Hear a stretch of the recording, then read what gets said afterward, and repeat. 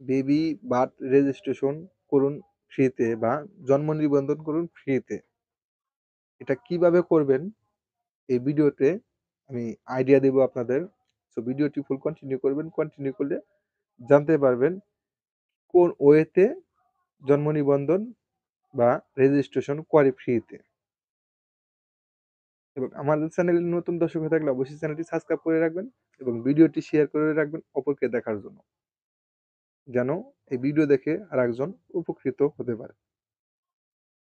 তো দেখেন, প্রতিটা কান্ট্রিতে প্রতিটা নাগরিকের একটা দায়িত্ব, একটা সার্টিফিকেট যে আমি এই দেশের একটা নাগরিক। সেজন্য আপনাকে অবশ্যই মাস্ট আপনার যে কান্ট্রিতে থাকেন ওই কান্ট্রির একটা বার্থ রেজিস্ট্রেশন আছে। সেটা আপনাকে বাধ্যতামূলক করতে হবে যদি আপনি ওই দেশের নাগরিক ওই দেশের নাগরিক হন তাহলে। তো ওই বার্থ রেজিস্ট্রেশনটা কিভাবে করবেন? ফ্রিতে বেবিদের জন্য একটা বার্থ রেজিস্ট্রেশন বা জন্ম নিবন্ধন এটা যে করবেন, এটার একটা নির্দিষ্ট সময় আছে। ওই সময়ের মধ্যে আপনি যদি ইউনিয়ন পরিষদে গিয়ে করতে পারেন তাহলে আপনি ফ্রিতে করতে পারবেন।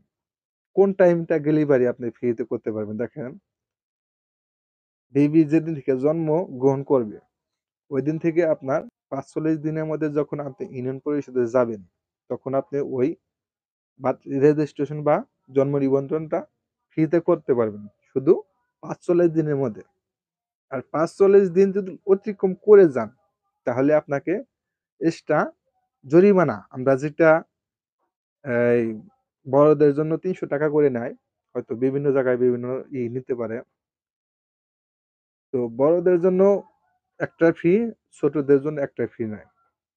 এটা হলো জরিমানা। আপনার যেটা করা উচিত ছিল আরো আগে, সেটা করতে পারেন নাই।